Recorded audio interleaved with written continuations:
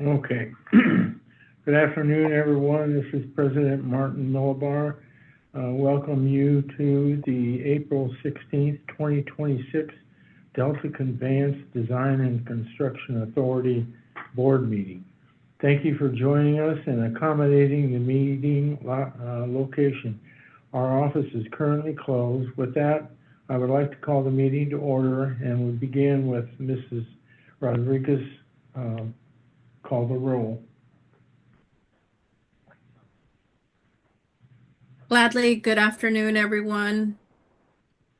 President Millibar, Aye. Director Martin, Present. Director McMillan, Here. Director Chang, Here. Director Anaptawi, Here.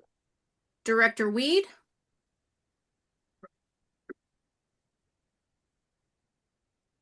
Director Weed, Director Weed, you're muted.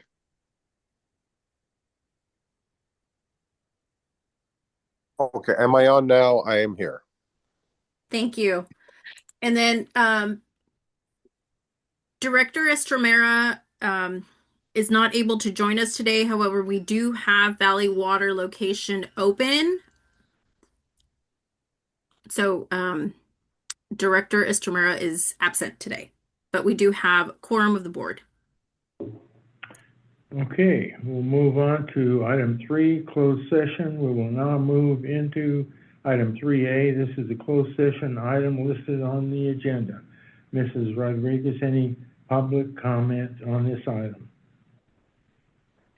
President Millibar, I can confirm that online we have not received any public comment requests for this item. However, I need to verify from remote locations that we have not received public comment requests.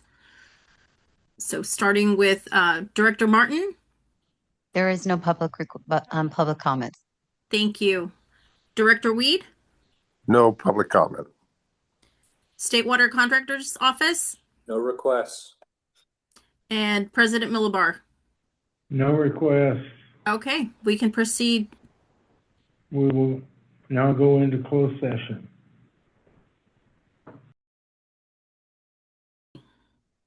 Okay, we'll be back in open session now. Pledge of Allegiance.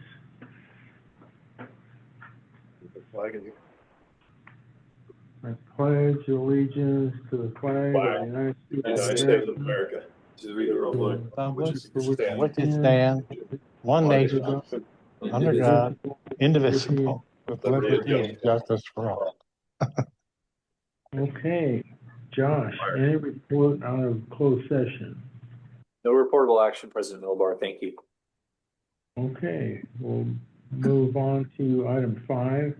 We're now on item 5, public comment on items not on the agenda. If you wish to make a public comment, we request that you submit a request through QR code noted on the agenda. In addition, attendees may provide public comment during the meeting by submitting a comment card or using the raise hand function on the Zoom platform. Those participating by phone can press *9 to raise their hand. Ms. Rodriguez, are there any public comments at this time? President Millibar, I can confirm that we have not received public comment request via the QR code online, but I will go around to the remote locations and ask if there are any public comment requests from those locations. Starting with State Water Contractors. No request. Thank you. President Millibar. No request. Director Martin. No request. Thank you. And Director Weed. None. No Okay. request. No requests. Thank you. I do want to take a moment and acknowledge that we also have participation, whether it be in person at the different locations or virtually from alternate Director Palmer, alternate Director Fast, alternate Director Gilkey, alternate Director Ballard, and alternate Director Plinsky. So thank you. Okay, we'll move on to 6A, the minutes. Our first action item is approval of the minutes, February 19th, 2026 meeting. Are there any changes that any of the directors would like to enumerate? Hearing none, we need a motion to approve the minutes. So move, President Middlebar. We have a second. I'll second. Roll call vote. Ms. Rodriguez? Gladly, just to confirm, that was Director Anaptawi. Yes, for a second. Thank you. Okay, President Millibar, Aye. Director Martin, Yes. Director McMillan, She stepped out of the room. Abstain, please. okay. Director Chang, Aye. Director Anaptawi, Yes. Director Weed, Aye.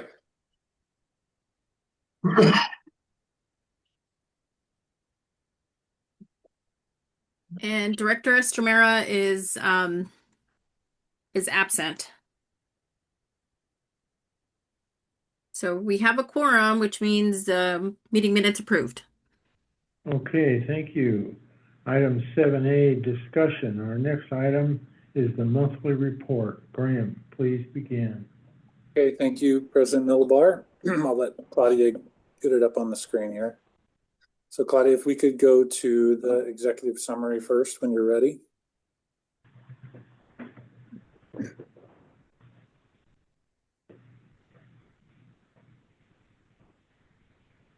Okay, great. So I'm going to focus first on the financial status of the program. So we have our approved budget for the fiscal year of $65 million. We've currently updated our forecast for the end of the fiscal year as 61.5. So we're starting to identify a $3.5 million underrun. Currently, we have committed $58.8 million in existing contracts and task orders. So the difference that you see now between the committed amount and the EAC is the represented geotechnical work that is also shown on the bar chart on the upper right-hand corner. So there's an amendment in process that's to be executed imminently that will provide funding to the geotechnical team to get out and begin and resume fieldwork operations.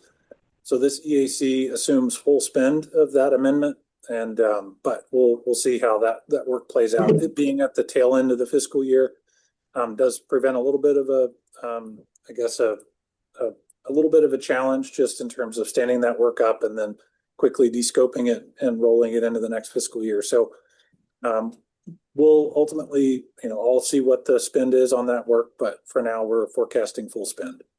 To date, we've incurred about $32.9 million in existing invoices. We're estimating a spend as of the end of March at about 40.7 of that 65 million.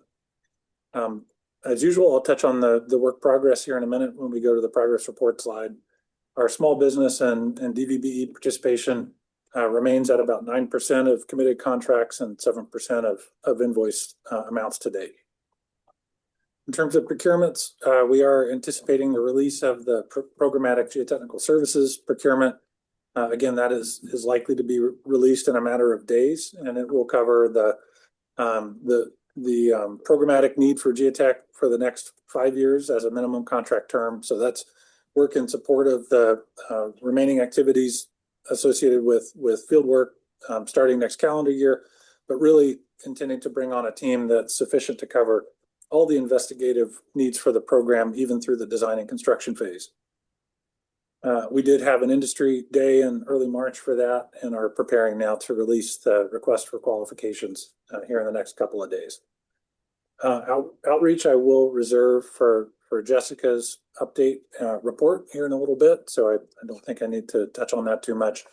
One item I did want to bring to the board's attention, traditionally we've had our annual internship program, which we had ramped up and started collecting resumes for. However, last week we did have an accident emergency at the building This was a really utility issue. So a water main break that essentially triggered quite a bit of flooding and electrical disruption to the building. And as a result, we cannot forecast at this point when we're going to be back into that space.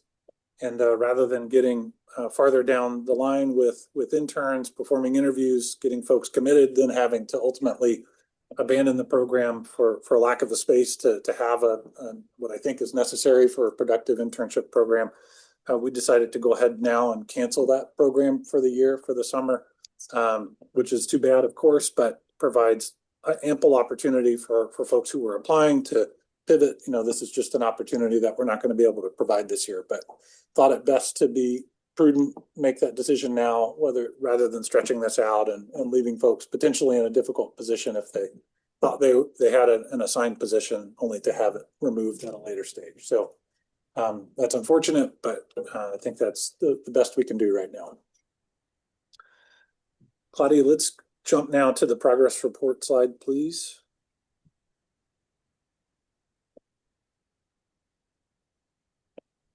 So in terms of our work progress, so we're looking at the upper right hand, you see the summary. So we're about 69% complete of all contracted work compared to 69% estimated spend, and that's of contracted work. So on the left-hand side, you see the outline in blue, the donut graph, you see the outline in blue, that's the total committed value of 58.8 million. Of that, we're about 59% spent. We've still got our uncommitted, unallocated funds of just about 6 million, but about half of that will be issued to the geotechnical contractor in the form of an amendment. So we'll see here in the not too distant future about half of that reserve move into the blue shaded outlined area, and then we'll start tracking performance of that additional budget and scope as part of the progress reporting activity. The remainder of the work divisions, as you review the graph on the right hand side, and for the most part, we've got a couple of divisions that are lagging a little bit in terms of progress completed or spend, but we don't see any situations where we've got major issues on the spend front and the work complete is not keeping up. So I'd say the relationships that we see here are not of the alarming kind. In general, that we're matching up pretty well, and where we have a couple of lagging divisions, some of that is driven by the fieldwork injunction, which is now vacated and should be ramping up. And we've got a couple other functional areas where I think we see a need to continue to bring on key staff and strategic staff within those groups to help move some of these activities forward. And that's definitely an area of emphasis right now. But overall, have no real concerning conditions developing within the work progress. So with that, directors, I will pause to see if there's any questions on the monthly board report.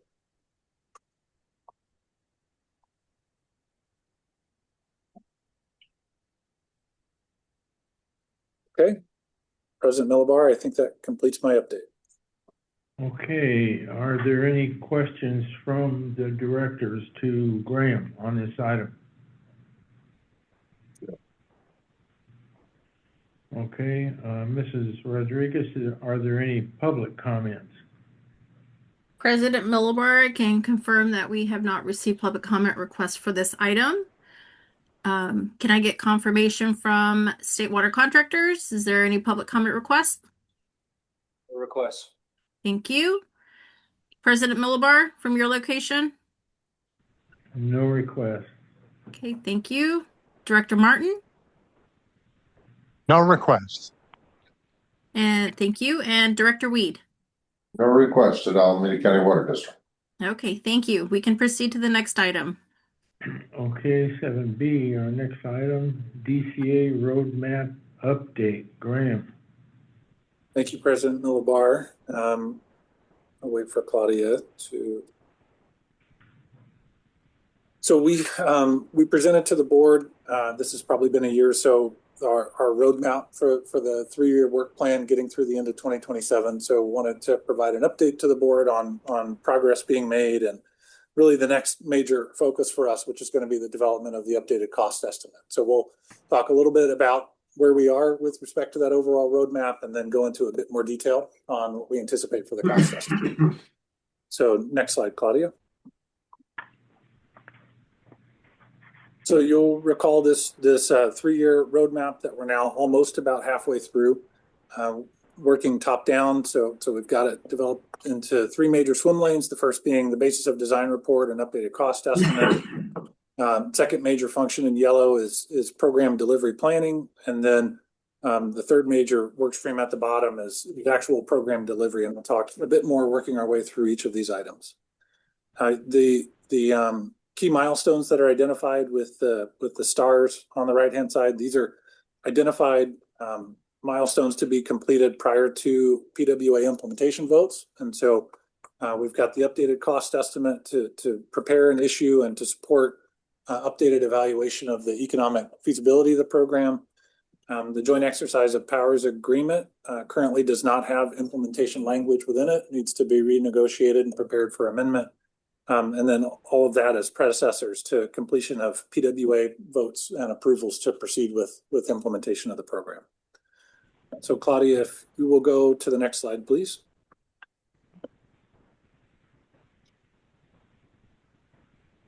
So in terms of the top work stream, BODR and cost estimate, we've completed our analysis of potential refinements to the program. Some of these do indicate significant potential to save cost and schedule. These refinements are currently being considered by the department. In terms of the basis of design report, we're, I'd say, on track overall. The depiction will be that we're about halfway through the overall effort, and I'd say that's pretty accurate.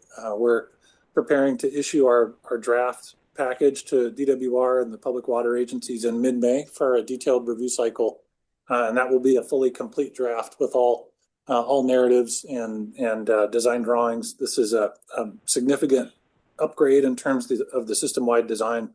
I mean, just in terms of scale, the concept engineering report probably had 150 drawings associated with the early conceptual designs. At this point, we're more than 1,000 drawings associated with a 20% design for this program. Each increment of maturity here is going to continue to add significant detail to the overall design and has to be captured and reflected in those drawings. So making significant progress on the BODR, which is necessary engineering to support the updated cost estimate.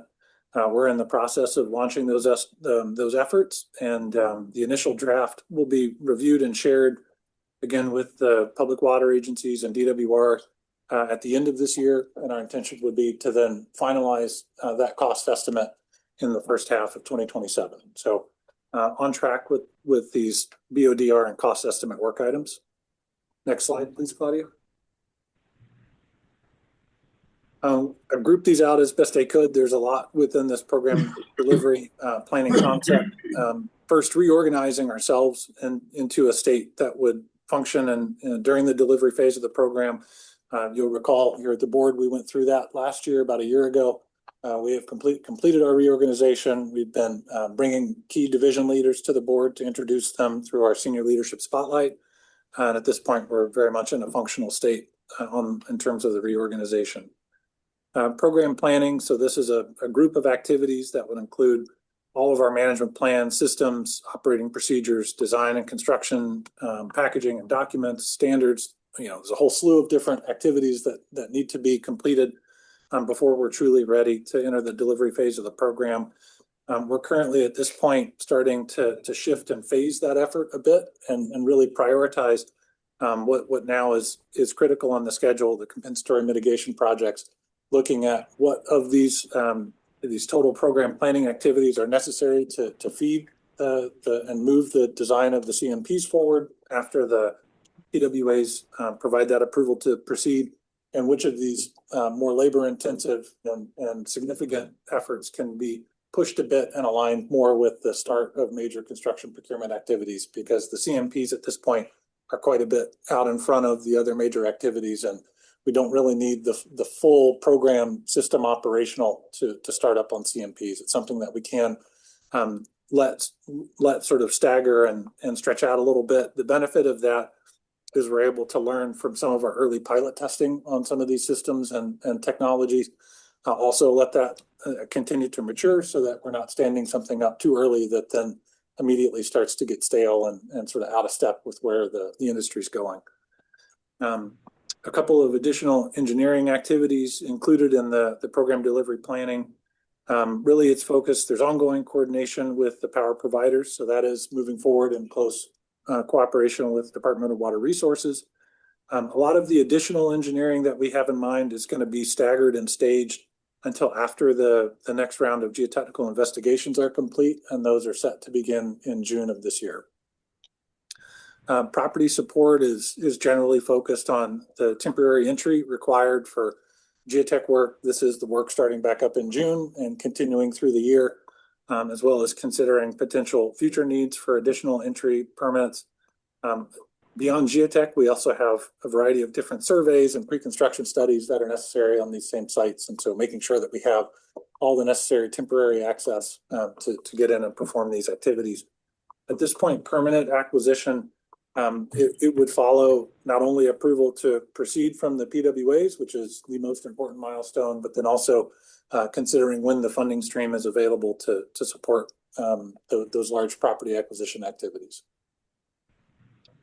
JEPA, I mentioned earlier that the negotiations are ongoing, and our intention is to have the full legal review completed by the end of this calendar year, at which time the PWAs could consider the JEPA and whether it should be considered by the DCA board and DWR for adoption. So I think we should have that ready by the end of this calendar year.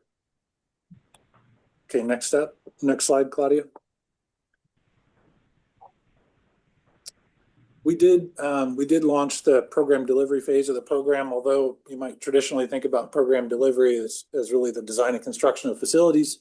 The main reason that we established this within our work breakdown structure is to support the field work, the geotech work, survey work that now is focused on a selected project as opposed to evaluating a variety of different potential alignments and conditions.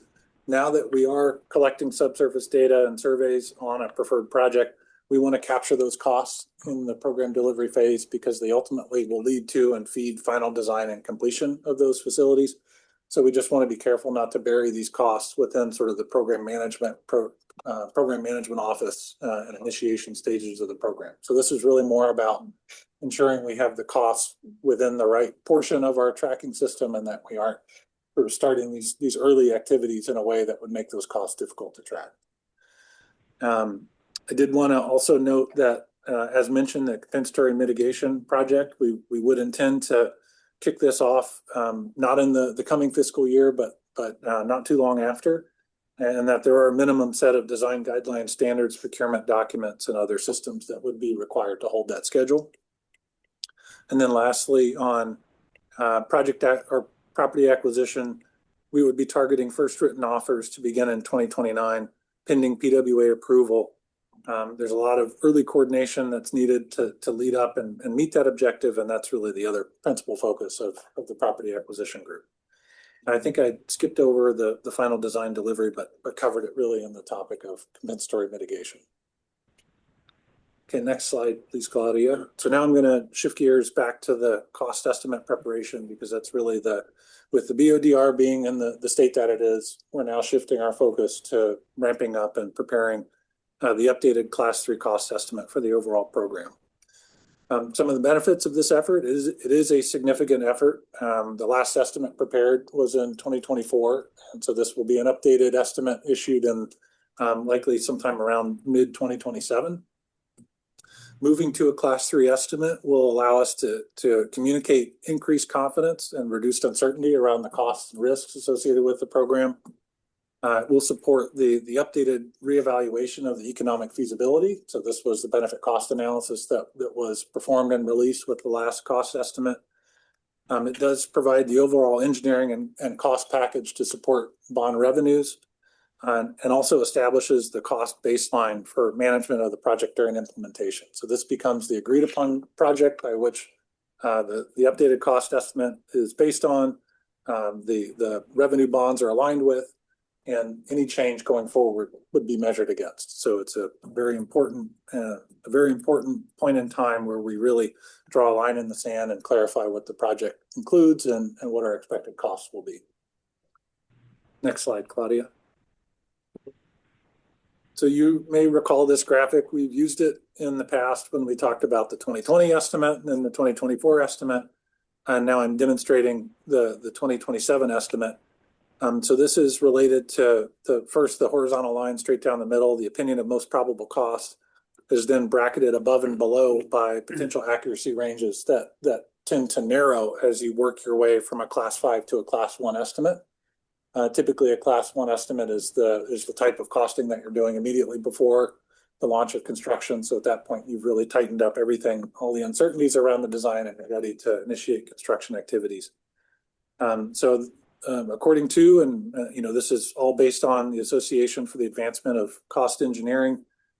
This is something targeting a 20 or 25% maturity is the appropriate level for these types of funding decisions that will be requested by all the public water agencies and will be captured in the basis of design report. The high and low bounds, they do represent the expected accuracy range of the estimate. However, based on the level of work performed, we feel comfortable and confident in our opinion of most probable costs, but these accuracy bounds should be appropriately understood and disclosed through the estimating process. They will be much more informed through the next estimate by a variety of different quantitative risk analyses and disclosures of probabilities associated with both cost and schedule delivery. I would note that our opinion of most probable costs has remained steady from 2020 to 2024 if you account for the impacts of inflation. But I'm not going to weigh in on what the anticipated 2027 estimate is going to land at.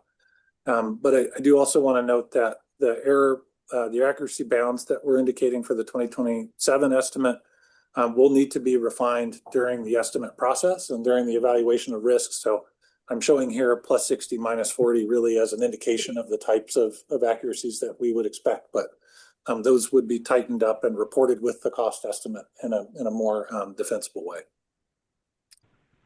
Okay, Claudia, I think that's it. If you would go one more slide, make sure. So with that, President Millibar, I'd be happy to take any questions. Okay, do any of the directors have a question? Yes, President Millibar, I have a question. This is Gary. Go ahead. Graham, the mid-27 timeline for PWA approval to proceed. Is that approval to proceed with the detailed design phase, not construction yet, right? Yeah, so that's a good question, Director Martin. Claudia, if you could go back to that on the roadmap, please.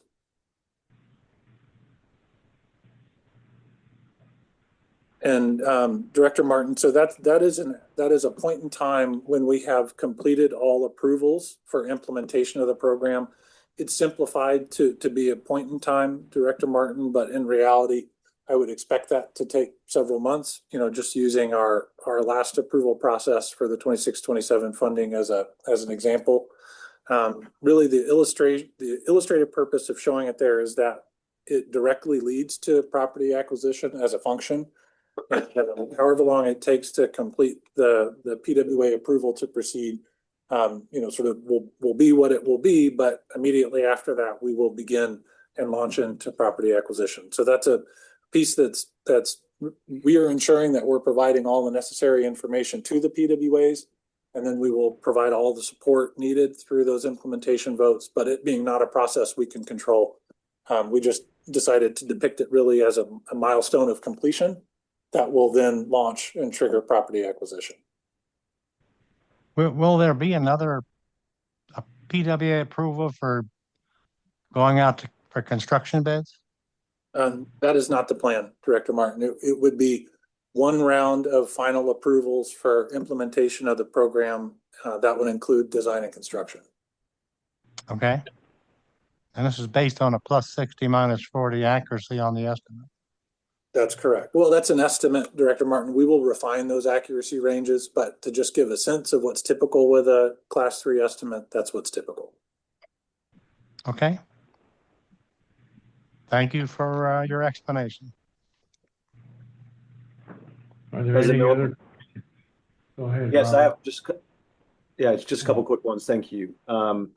One is I just made a comment that I'd be very interested in understanding how you plan to, maybe this is also for the comms team, how we plan to talk about like cost and cost escalation, construction indices, CPI, and how that, how do we compare last number to this number? Because that often tends to be like look, costs are exploding sort of response you get to any updates.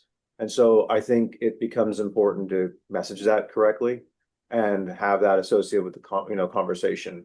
You think you did a good job of that last time. I just want to reiterate that I think it's important that it doesn't that conversation point doesn't run away from us. Yeah, thank you. It is a challenge. I mean, it is a communication challenge for sure. We've been talking about this issue, have some ideas at a minimum. I mean, I would expect we will need to do more than we did last time, Director Nabtawi. I mean, I think we were pretty clear about the inflation adjusted estimate being comparable and very similar to the 2020 estimate. But I'm still not sure that entirely satisfies, the conversation and what the conversation needs. The other element to that is the benefit cost analysis, which captures a much more robust understanding of not only the time frame of those cost expenditures relative to the time frame of benefits, which it does do, but brings it back to a common dollar basis and provides that analysis through a benefit cost ratio. That will be done as well in addition to the updated cost estimate. But I think even still, there's more that we're going to need to do to communicate this cost estimate in a way that the public and agencies can understand, and in a way that's consistent with how all of the participating public water agencies deal with their capital program. So there's a lot to process there and coordinate in terms of how we communicate this estimate, but I totally agree. Okay, thanks. And I guess the other one was related to what you just brought up, which was the benefit cost analysis.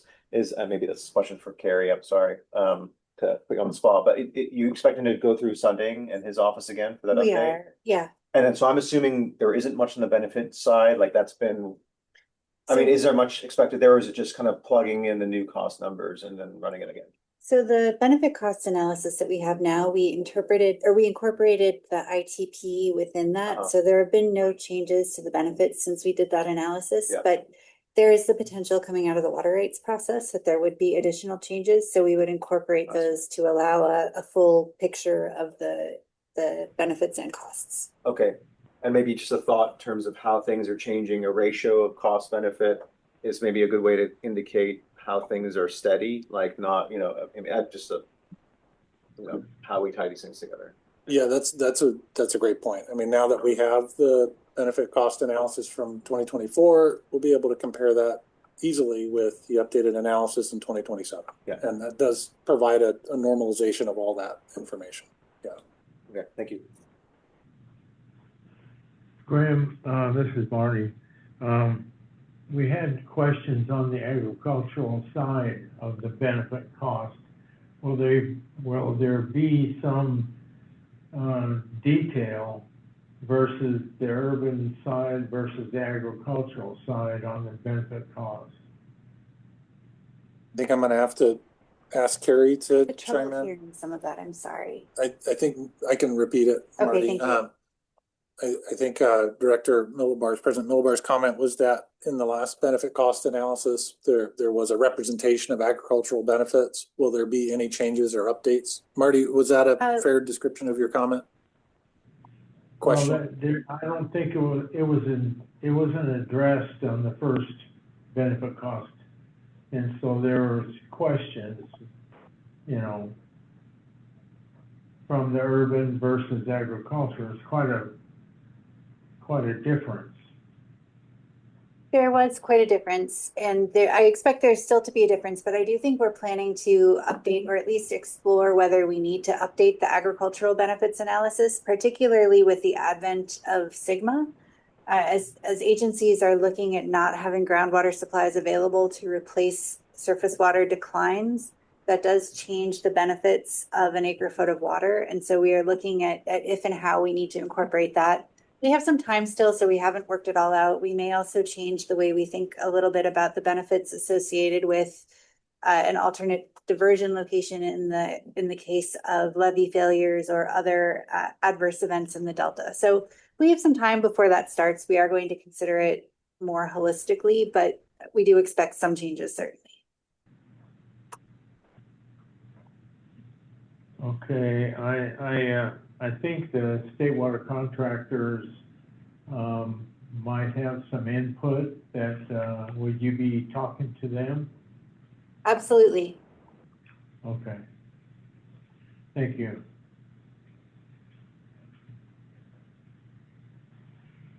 So is any other questions on the roadmap with Graham?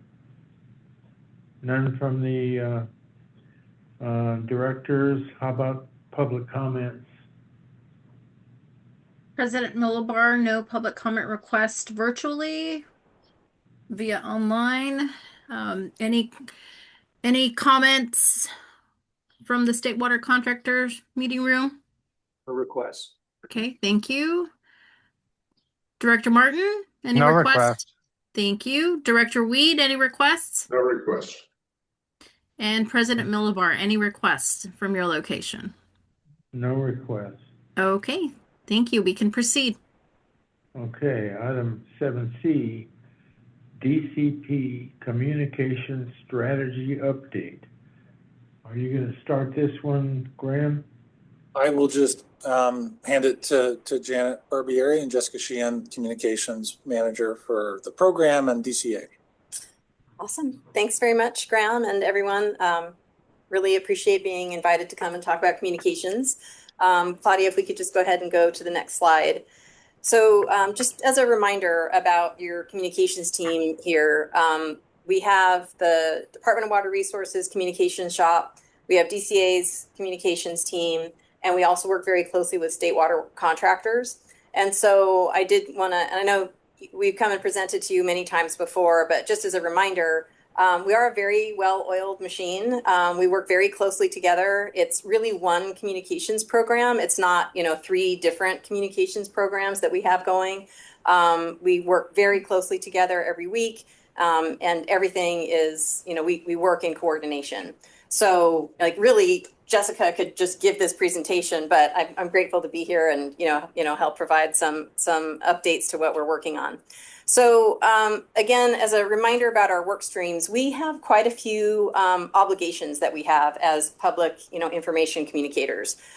We have the general public. We have an obligation to make sure that as public agencies, we're providing public information to people in a way that they can understand it. And so especially on a project like this, that's very, complicated technically, lots of engineering going on, lots of regulatory issues and, legal issues. We take that responsibility very seriously in terms of trying to provide information that's clear, that's accessible, and in ways that kind of meets people where they are. Some people like looking at written information. Some people like graphics. Some people like videos. Some people like audio. So we try to hit all of those different channels. And Jessica's going to talk a little bit more about the tactical side of things. But in terms of the different communications work streams, there's really 5 different buckets. There's the messaging side of things, which is really about making sure that we're communicating the information clearly. And so we do work really, really hard to make sure that we're not confusing, that we're looking ahead.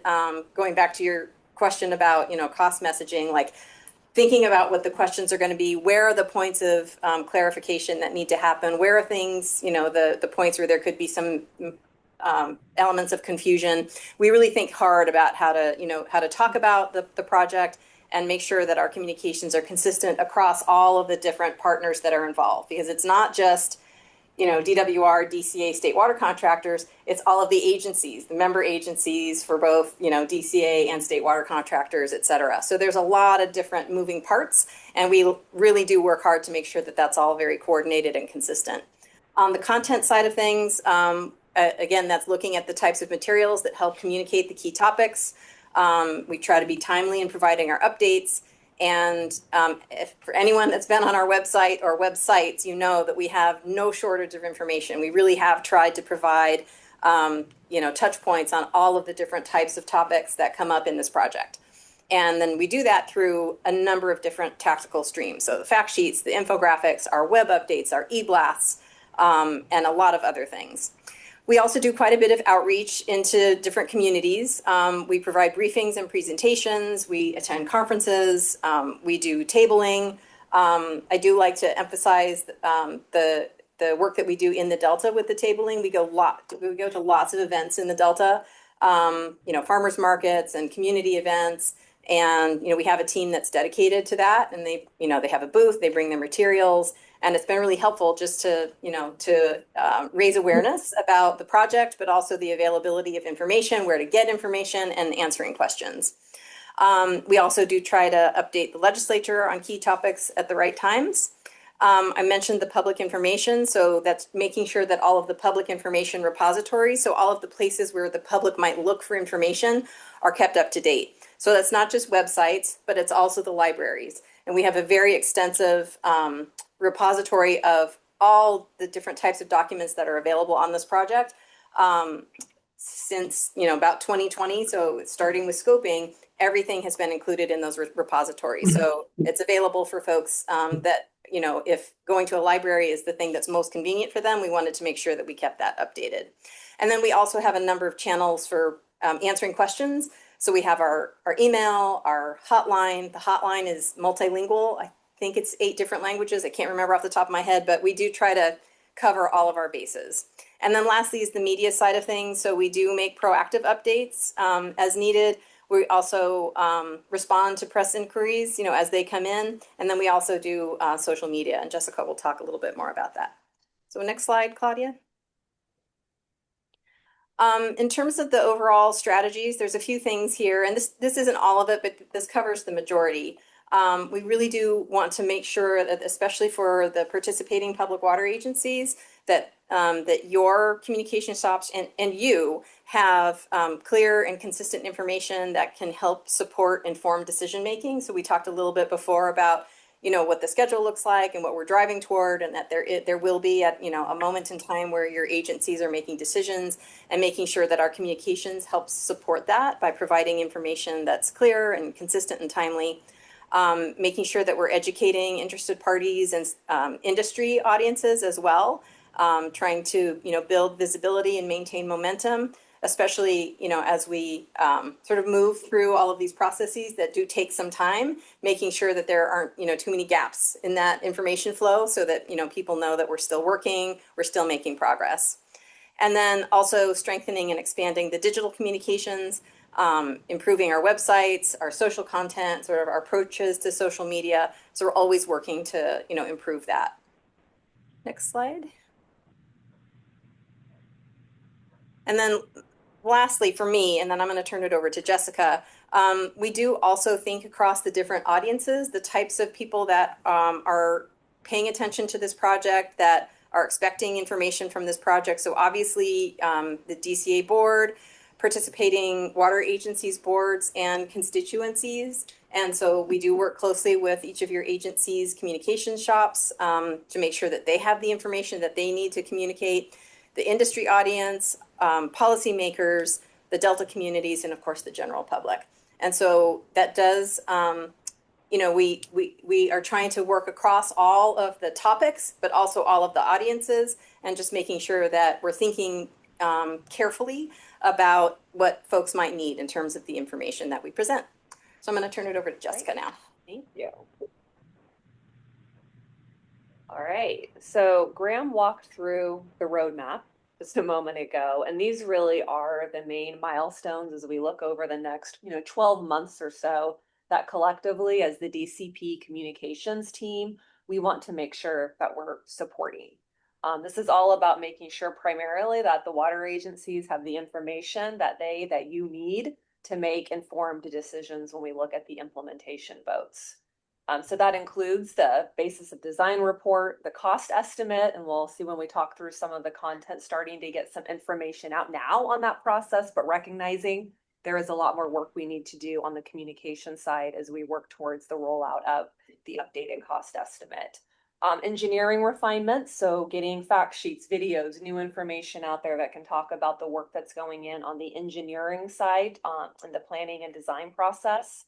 Permitting, we know there's a lot of communications needs there just to keep everybody updated with what is happening, that is critical to the project progress and people understanding the status there and where we are when it comes to permitting progress and completion.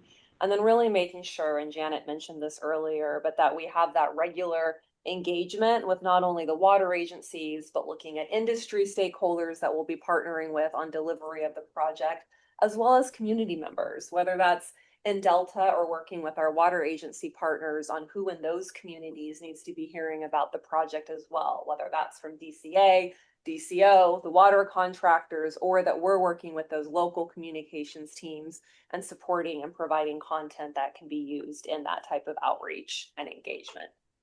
Good. Next slide, Nadia. Sorry, right here. So you might recall, and I think some of you participated in them as well, that DCO, the state water contractors, and DCA last fall and early this year, we had calls with the various water agencies, the PWAs, and the project to get some feedback on communication strategy and do a little bit of a look ahead with what's upcoming and what type of content would be helpful for the various water agencies in their communications. And a lot of what we heard is that there is no shortage of content. There is a lot of material that's out there. There's a lot of information available, online, in community, in the local information repositories. But some of the feedback we heard was a desire for higher level updates, ones that could be used with board meetings, with staff, also with community, and making it more accessible. So looking at some of this information, often it is very technical. It can be very complex. How do we take that? How do we up-level it? How do we make it more visual? You can see there one example is this new graphic that DCO put out that speaks to the planning and permitting progress. So you can get a better idea more visually about where that is. There you go. Thank you, Claudia, for the visual support there. We last month, or actually I think it was early this month, we had an op-ed in Maven's Notebook from Graham about the cost estimate process. So then working through DCO, did an email blast on that. DCA, we shared it out on our social channels. So how are we also working together to make sure that across channels we are sharing the information that we have? Another thing that we've rolled out at DCA is a new quarterly newsletter. So again, just another channel and vehicle that we can use to be providing out consistent information about permitting, about the technical and engineering work, about our events and outreach. And it's another place that we can house any of the resources that have been new that quarter. We also looked at doing some more what we call plug and play social media that we link to through that, so that agencies, particularly smaller agencies that might not have a lot of in-house communication support, can go ahead and have that information that they can easily share on their channels as well. Next slide, Claudia, please. In terms of the industry and stakeholder engagement, I think you all know in early March, DCA, we held an industry day related to upcoming geotechnical work. We have a lot of other conferences, forums, events planned over the next year that are really looking to touch that industry community on the engineering side, on the construction side, different partners that might be bidding on upcoming procurement. Sometimes at the table or a booth, as Janet mentioned. Other times we're doing a presentation or it's a speaking opportunity. Again, those are coordinated closely with DCO and state water contractors. So we're working collaboratively on who that right speaker is, what the right way to show up at these events are. As we have more information about upcoming RFQs, also being able to start getting that out early on in terms of what contractors can expect so that they can start preparing for that. We'll be having some new videos and fact sheets. We've already had some come out, but have more planned over the next year to really talk about some of the engineering refinements underway. Regular briefings. I know we've been doing a few more of those, both in-person opportunities as well as doing them virtually where that makes sense. But again, being able to provide regular updates on the project.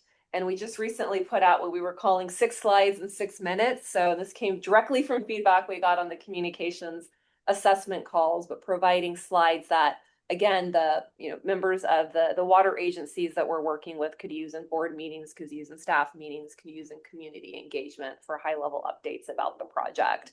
And then regular tours. Tour season will be kicking off again soon here in the spring, but getting folks out there to really, see where we're planning the site, have those conversations, and continue to share that information.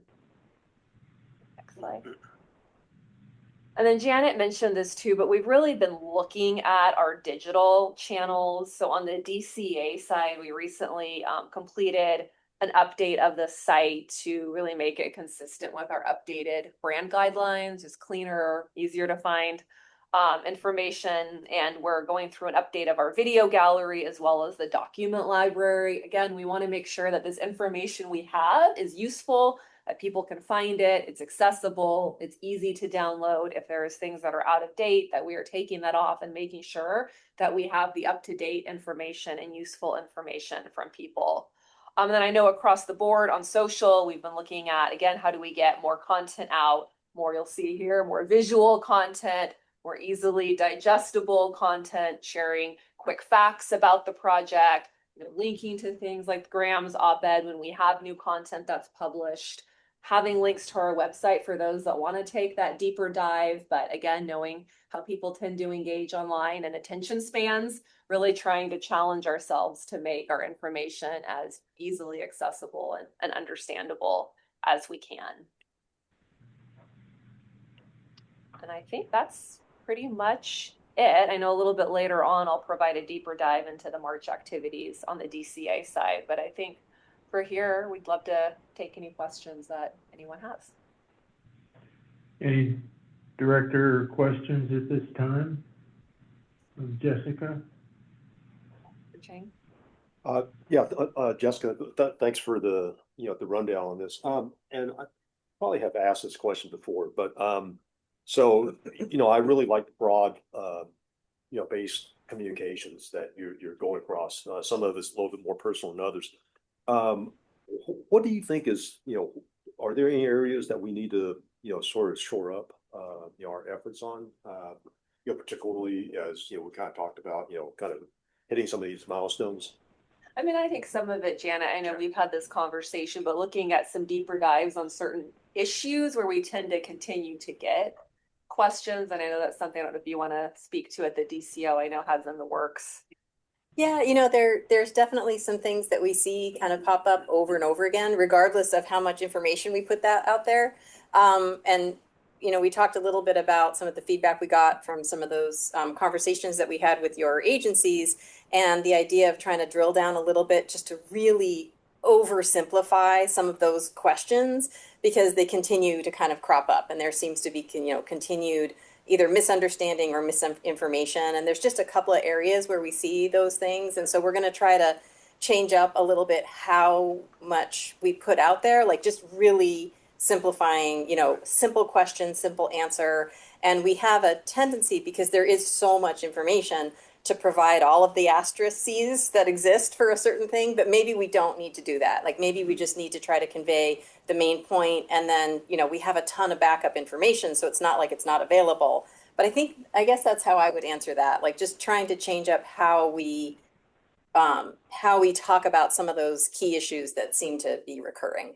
Yeah, I think the only thing I would add, because we know people consume information differently. So to your point, if it's okay, we put this information out, but we're still getting a lot of questions. Does that mean, like you said, we need something, we break it up into different chunks, or make it more visual, or try, graphics or different ways, to demonstrate and highlight that information. I think that's too, when we're looking at, okay, we have a fact sheet. Well, maybe let's turn that in, to an op-ed. Let's look at how we turn this into a series of reels or social posts, or how we do videos and infographics. I think that's a lot of what we've been talking about, and some of that has come out so far, but over the next year, looking at how do we try those different kind of mediums as well, in different ways to package and get that information out, and then get feedback. And a lot of that's too, to your point, it's okay. And then if we're still getting it, okay, what are we missing? Is it the message? Is it the medium? Is it the messenger? Well, sort of tongue-in-cheek comment would be, can we find an influencer who can actually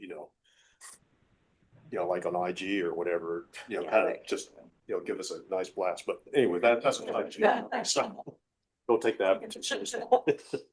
No, but that was a really good question. All right, John Weed, am I?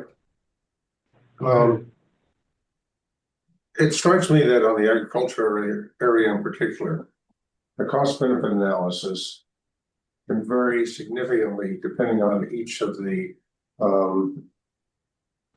irrigation districts, particularly when you put sigma into the equation and the ability to trade water. I would hope that DWR, when they do their cost benefit analysis, will take the time to break out the individual benefits to each of the potential contractors, and that in our parallel that the follow-on in our communications team may have to be more specific in certain areas if we're going to get buy-in from the ag interests that have yet to buy in.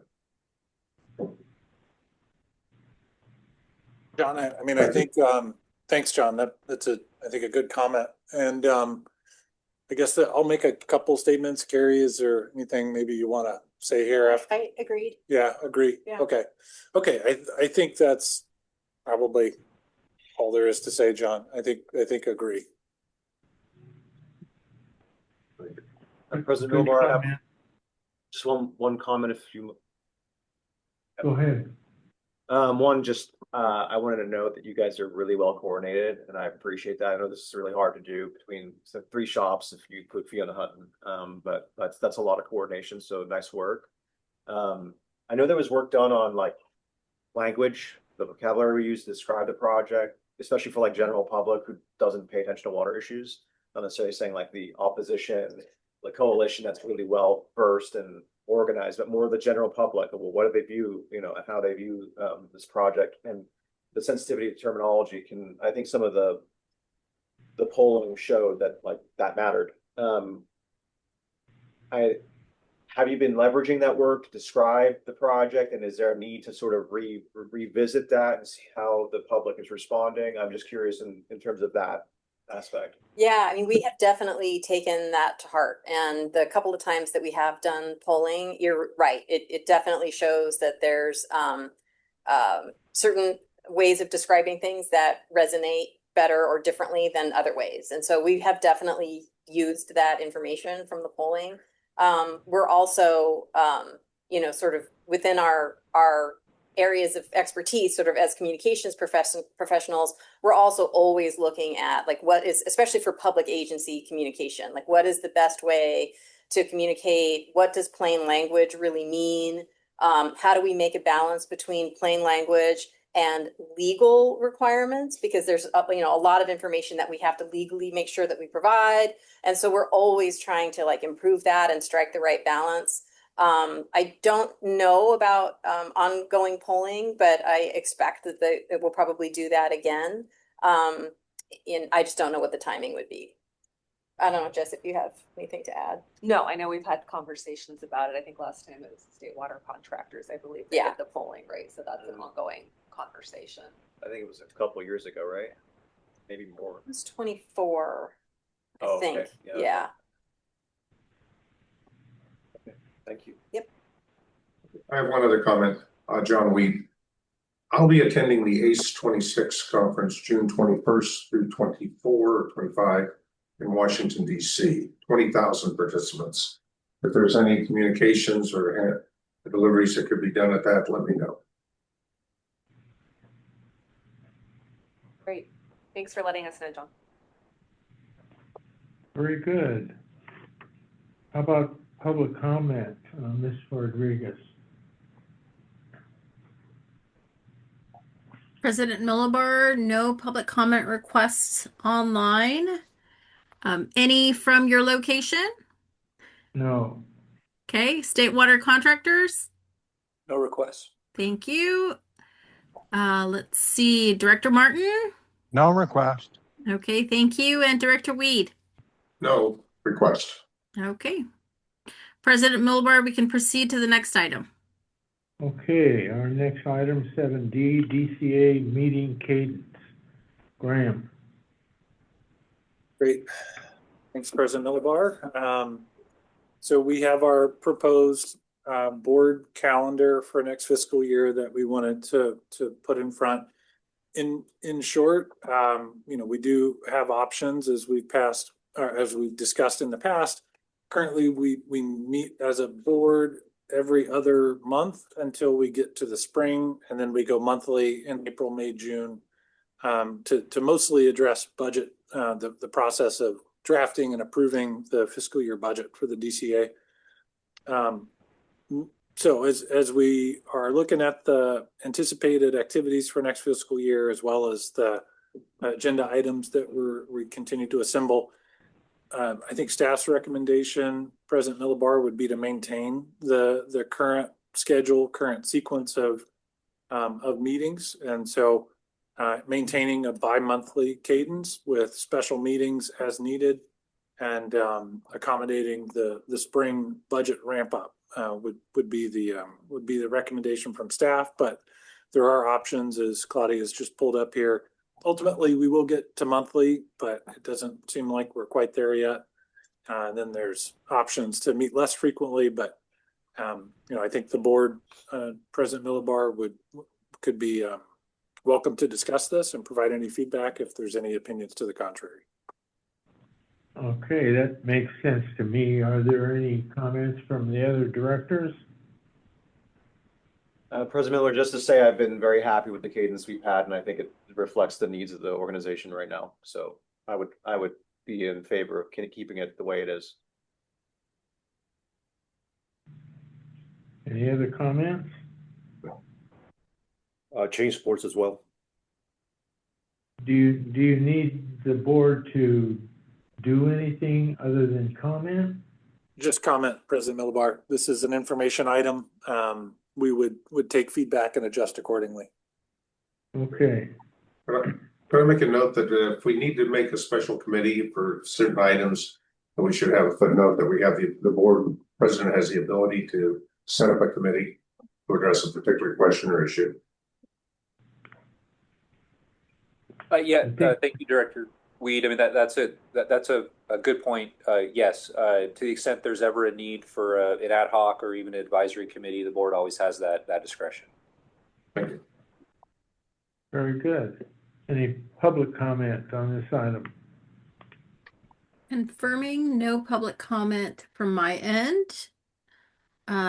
Let's see. From Kern, Mr. No. President Millibar, any public comment requests? No requests. Okay. State water contractors? No requests. Thank you. Director Martin? No request. Thank you. And Mr. Weed? No requests. All right. We can proceed to the next item. Okay. Item 8, reports. Before we start reports, we will take all public comment on the staff reports and announcements now. If you'd like to provide public comment on any reports, please let us know. Do we have to make the public comment requests on this one right now?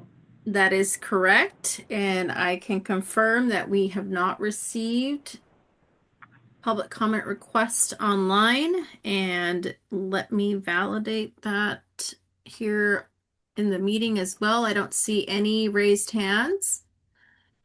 And then if I could just get confirmation from your location, President Millibar. No request. Okay, thank you. State water contractors. No requests. Thank you. Director Martin. No request. Thank you. And Director Weed. No request. Okay. Okay, very good. Our first report is General Counsel's report. Josh. Thanks, President Millibar. As always, my written report's in the packet. I'm happy to answer any questions, but don't have any to add or highlight.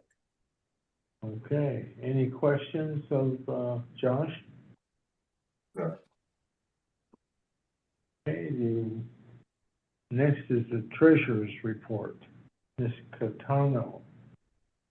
President Millibar, we will have Adam Benson filling in for Catano today. Let's see. Adam, are you on? I am. Can you hear me? Great. We can hear you. Thank you. Excellent. Yeah, so I will fill in for Catano today. Appreciate the opportunity and wish everyone good afternoon. The standard treasury report is attached. It does reflect an opening cash balance as of February 1st of approximately $4.3 million, with total receipts of $9.4 and disbursements of approximately 10.1 million, resulting in an ending cash balance as of March 31st of approximately 3.6 million. Also contained within the treasurer's report is our statement of net position and a summary of the invoices paid over this time period. And I'm here along with my team, and we're happy to take any questions. Any questions of Adam? No questions? We'll move on then to item C on the communications report. Jessica. Great. Thank you. Claudia pulls it up here for us.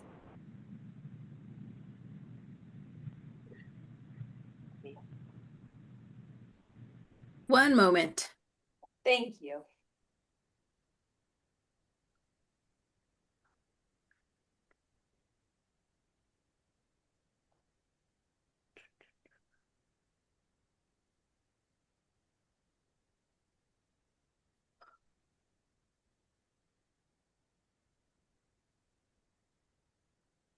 I can do it verbally if we don't want to.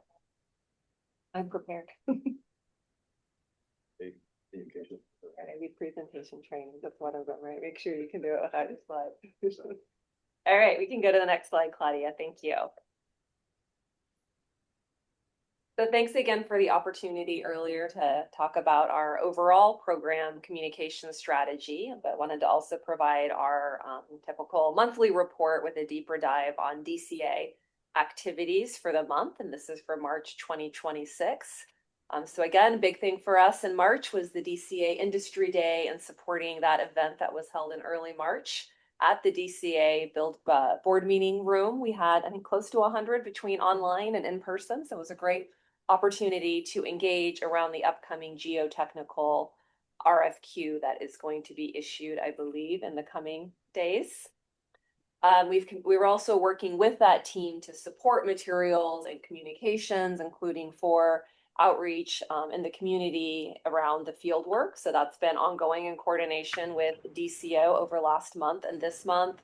As Gran mentioned, unfortunately, the summer internship program has needed to be canceled due to the issue with the building. But our team did work with the HR department last month as we were looking to get word out on that program. So look forward to being able to pick back up on that next year. We've also been focused on looking at where our outreach and engagement events, where we want to be, need to be showing up. And we look at not only the water agency community, but as we mentioned in our earlier update, really looking at that industry audience as well to make sure that we have the right touch points as we work up towards program implementation.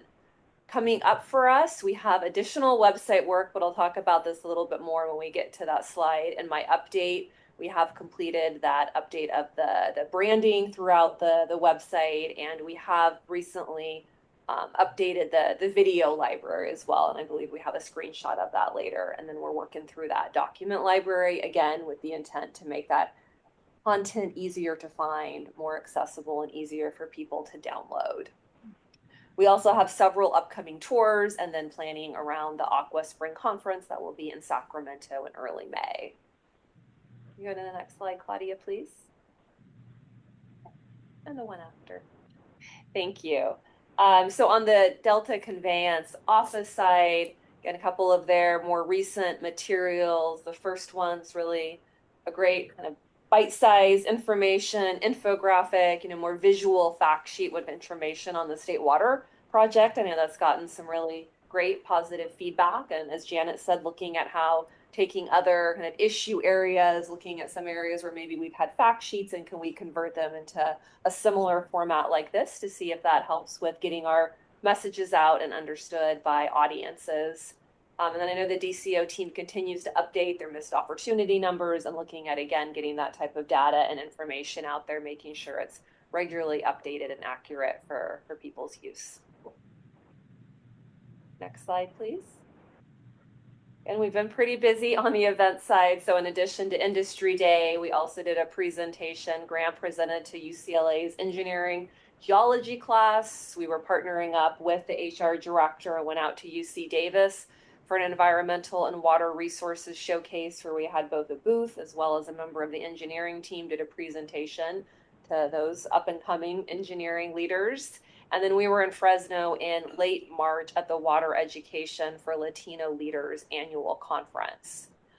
So far this month in April, we partnered with DCO and the full DCA, the engineering team and environmental teams on a training for the geotech field crews as they're looking to mobilize around that work later this spring. We have a couple upcoming tours, and then looking further ahead into May, we have engagement with the Construction Network, so attending one of their events in Southern California, as well as the Southern California Water Coalition quarterly meeting. Slide, please. On the website, we have had a significant uptick in average duration on the site. You'll see like close to 10 minutes in terms of the time people are spending on the site. I think it will be interesting to see over the next few months, does that hold? You know, was there, something sometimes, I know staff uses it if they're working on reports and getting information. So that could be an outlier, but obviously that's the type of engagement we want to see. We want to make sure that we're driving people to the site that are, interacting, that are finding the information that they want to find. We did have the numbers drop on page views and sessions, and that's actually not a bad thing here because we had a lot of traffic that we would call bot traffic and wasn't really kind of real human traffic as we were looking at analytics and work to put in place a firewall just to make sure to clean that up and make sure again that these are real users that we're driving to the site, and also for security reasons wanting to make sure we have that in place. So I think the next few months, getting those analytics and looking at how that changes, and we can adjust as needed. But overall, this is moving in the right direction, and we will be doing some additional driving of traffic to the website too as we release our updated document library and the video library, and especially as we have new content over the next several months, as we mentioned in our earlier update, as we look at new vehicles to get information out about the engineering work underway. All right, and then one more slide, please. On the social side, we're continuing to do regular posting. The March content posts were down a little bit, so that impacted when you look at, I think, overall site views. Engagement is holding strong, right around 20%. Industry benchmarks are around 2 to 5%, so that's still strong on the engagement side, and we saw some increase on followers as well. So those are all positive indicators, and again, just really trying to make sure we're getting visual content out. We're finding ways to make it engaging. We've been doing really well on LinkedIn, especially with those industry audiences. So really leaning in there, trying to do some more kind of live posting when we're out at events. So again, just trying some different, tactics and ways to engage audiences, as well as continuing to grow those followers. And that's it for the March report, but I'd be happy to answer questions on the DCA side. Any questions? President Milbar, one question, and it's probably a legal question. This came up at my board, which was engagement by board members around social media posts and reactions, and does it constitute a serial meeting if we're both commenting? Can you just give us some guidance on that, please? Because I know LinkedIn posts, we want to share this information, but I don't want to get into a Brown Act issue. Yeah, sure.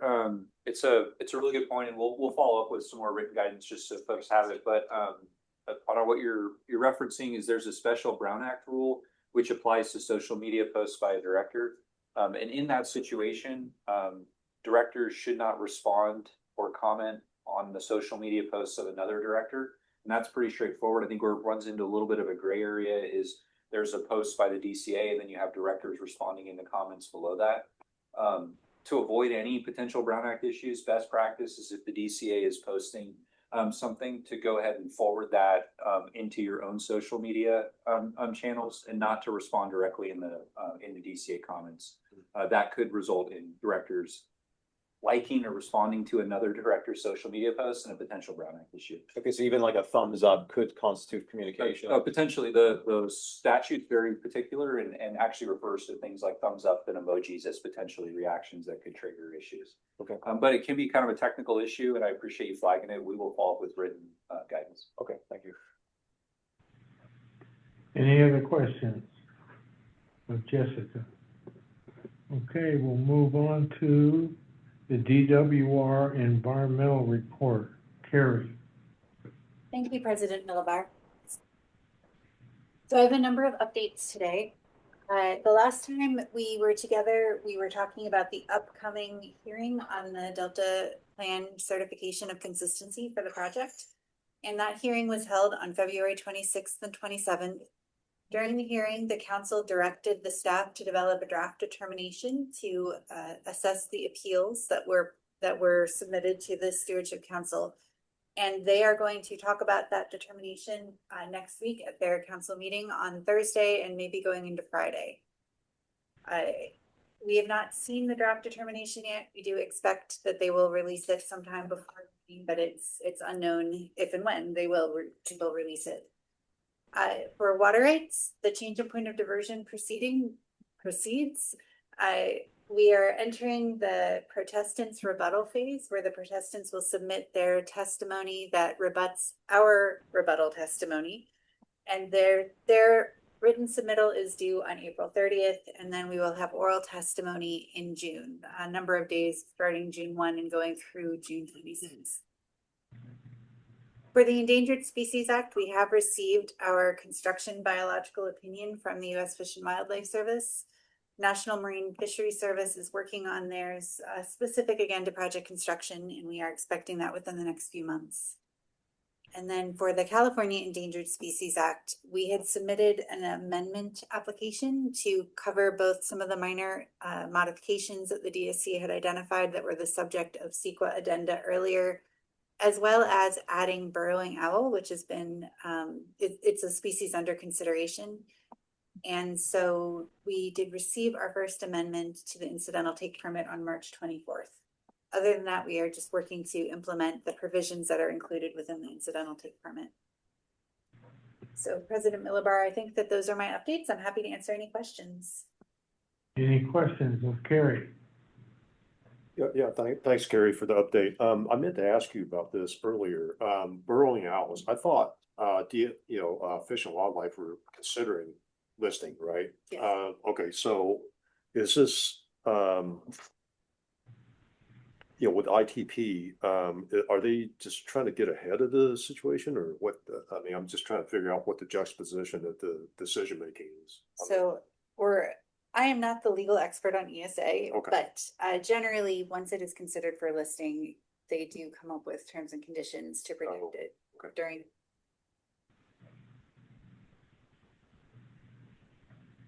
Any other questions of Carrie? I think. Okay, the last item is for the directors. Any verbal reports?